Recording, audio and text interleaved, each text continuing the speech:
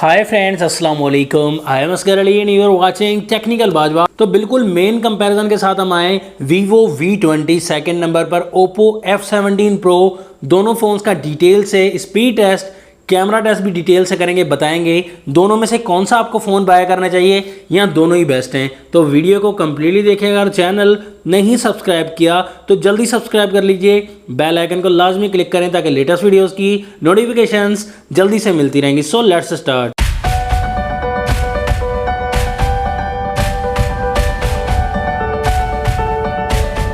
तो सबसे पहले हमेशा की तरह हम डिज़ाइन की बात करते हैं। डिज़ाइन में बैक साइड पर बहुत डिफरेंस है।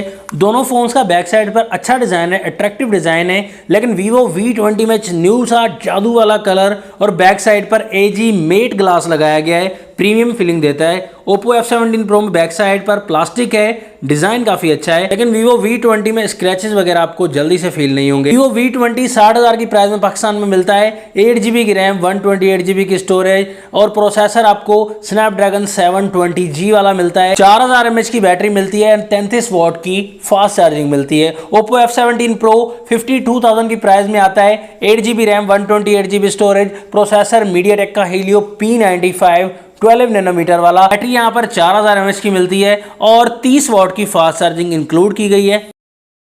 और कैमरा है लेकिन डिफरेंट है काफ़ी ज़्यादा।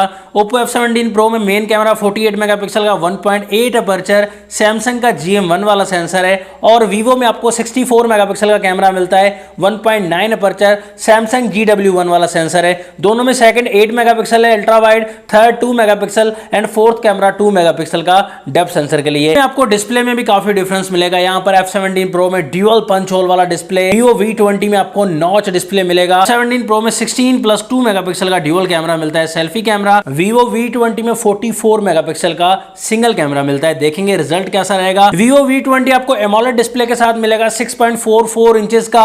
यहाँ पर 83.7% screen to body ratio, full HD plus की रेजोल्यूशन है, 409 ppi डेंसिटी है और स्कॉट सेंसेशन ग्लास की प्रोटेक्शन दी गई है।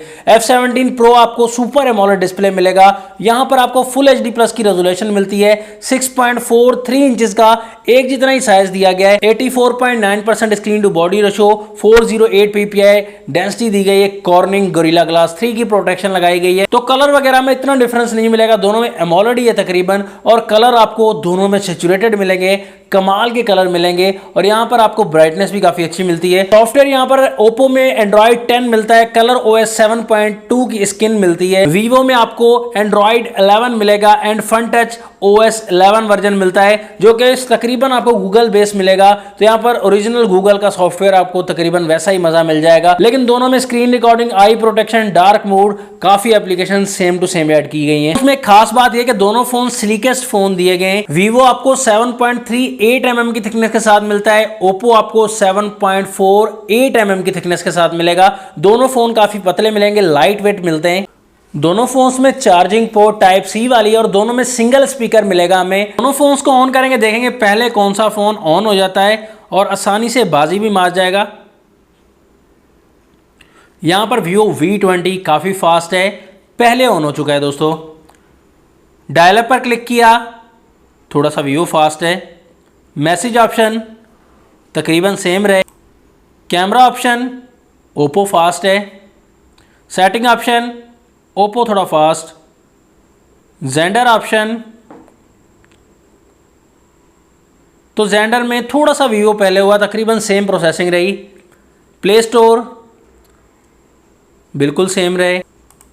गूगल ऑप्शन वीवो फास्ट है। यूट्यूब थोड़ा सा वीवो आ गया दोस्तों।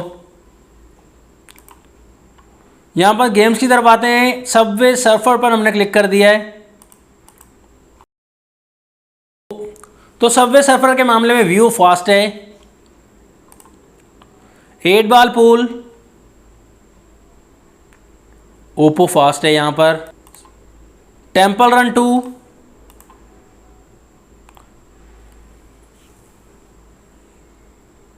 टेंपल रन 2 के मामले में थोड़ा सा वीवो आगे था। Candy crush little bit fast है वीवो दोस्तों। पबजी पर क्लिक कर दिया है।